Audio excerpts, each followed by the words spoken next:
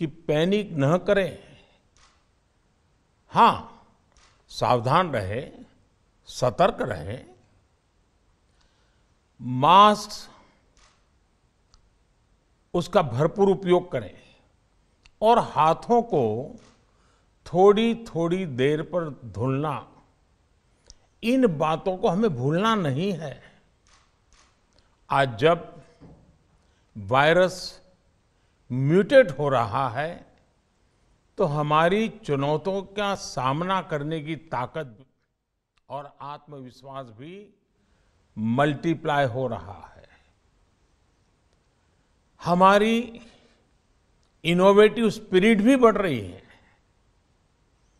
आज देश के पास 18 लाख आइसोलेशन बेड्स हैं, 5 लाख ऑक्सीजन सपोर्टेड बेड्स हैं, 1,40,000 आईसीयू बेड्स हैं। आईसीयू और नॉन आईसीयू बेड्स को मिला दें तो 90,000 बेड्स विशेष तौर पर बच्चों के लिए भी हैं। आज देश में 3,000 से ज्यादा पीएसए ऑक्सीजन प्लांट्स काम कर रहे हैं। 4 लाख ऑक्सीजन सिलेंडर्स देश भर में दिए गए हैं। राज्यों को जरूरी दवाओं की बफर डोज तैयार करने में सहायता की जा रही है।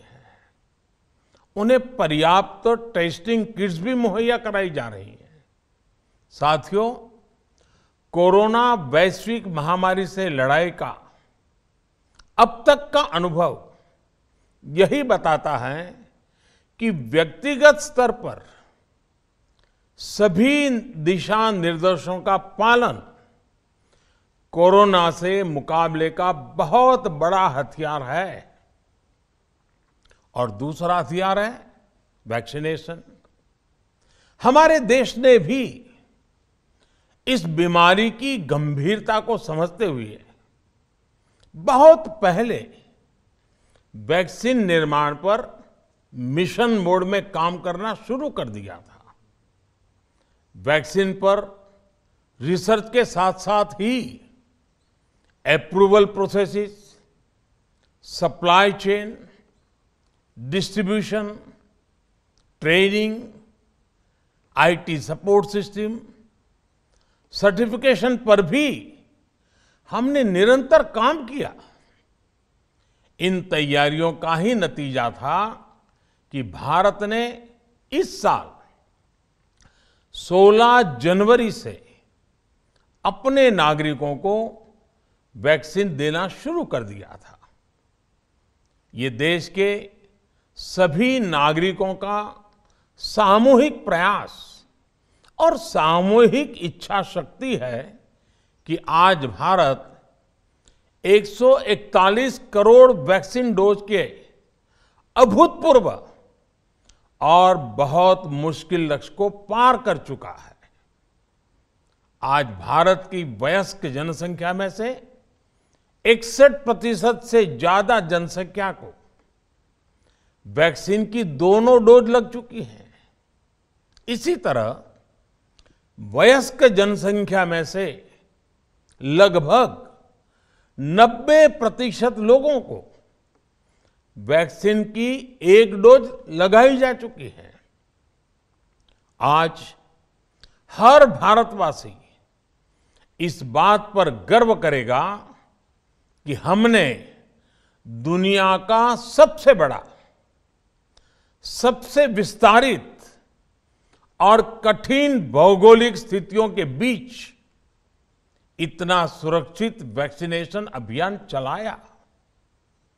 कई राज्य और विशेष तौर से टूरिज्म की दृष्टि से महत्वपूर्ण राज्य जैसे गोवा, उत्तराखंड, हिमाचल जैसे राज्यों ने 100% सिंगल डोज वैक्सीनेशन का लक्ष्य हासिल कर लिया है। आज देश के दूर सुदूर गांवों में जब 100% वैक्सीनेशन की खबरें आती हैं तो मन को संतोष होता है। यह प्रमाण है हमारे हेल्थ सिस्टम की मजबूती का, हमारी टीम डिलीवरी का, हमारे हेल्थ केयर वर्कर्स के डेडिकेशन और कमिटमेंट का, और देश के सामान्य मानवी के अनुशासन और विज्ञान में उनके विश्वास का। हमारे देश में जल्दी ही नेजल वैक्सीन और दुनिया की पहली डीएनए वैक्सीन भी शुरू होगी।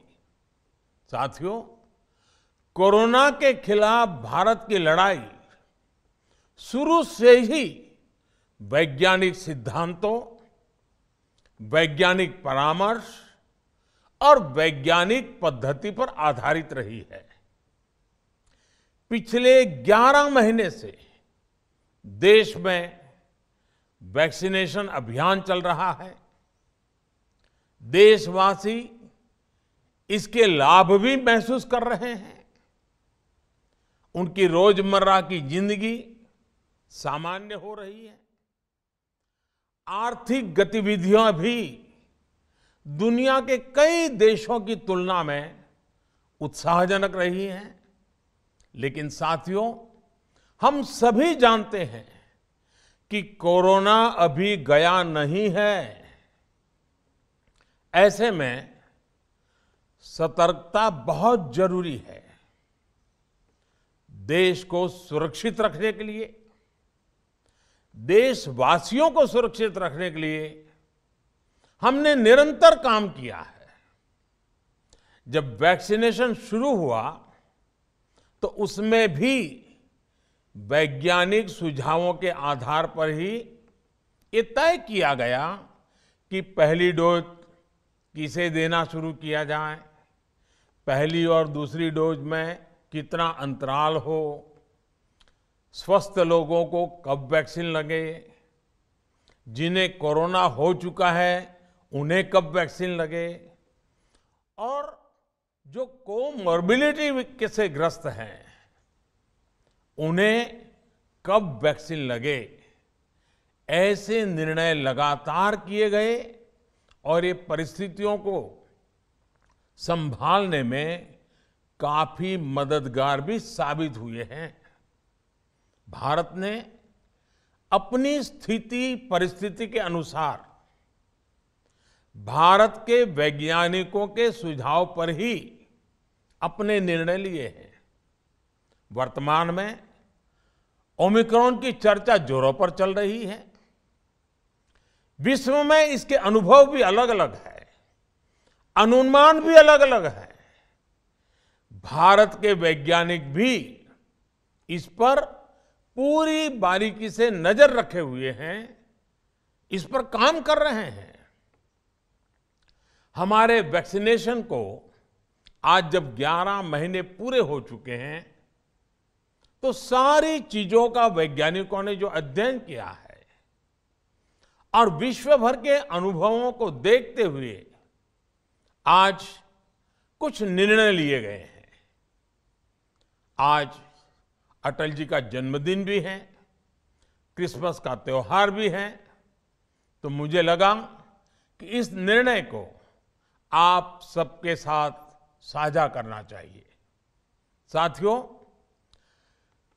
15 साल से 18 साल की आयु के बीच के जो बच्चे हैं, अब उनके लिए देश में वैक्सीनेशन प्रारंभ होगा।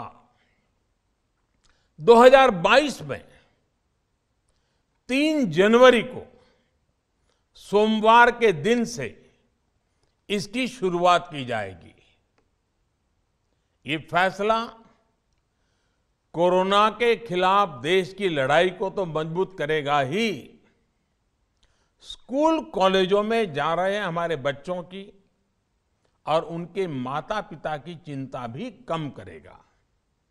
साथियों, हम सबका अनुभव है कि जो कोरोना वॉरियर्स हैं, हेल्थ केयर और फ्रंटलाइन वर्कर्स हैं, इस लड़ाई में देश को सुरक्षित रखने में उनका बहुत बड़ा योगदान है। वो आज भी कोरोना के मरीजों की सेवा में अपना बहुत समय बिताते हैं। इसलिए प्रिकॉशन की दृष्टि से सरकार ने निर्णय लिया है कि हेल्थ केयर और फ्रंटलाइन वर्कर्स को वैक्सीन की प्रिकॉशन डोज भी प्रारंभ की जाए।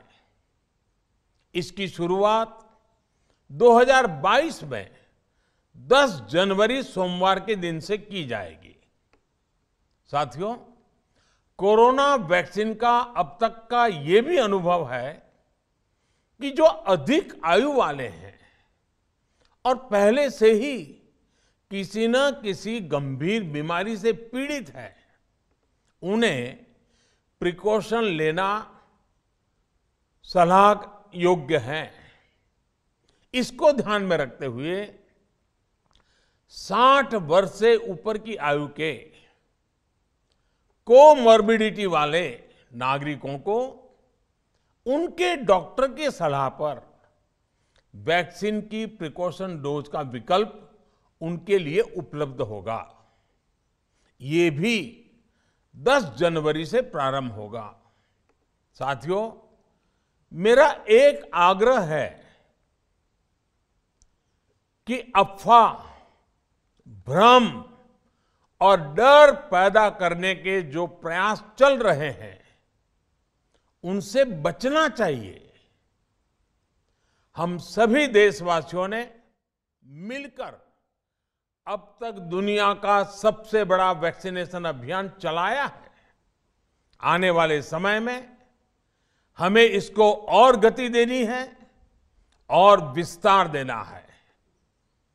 हम सभी के प्रयास ही कोरोना के खिलाफ इस लड़ाई में देश को मजबूत करेंगे। आप सबका बहुत बहुत धन्यवाद।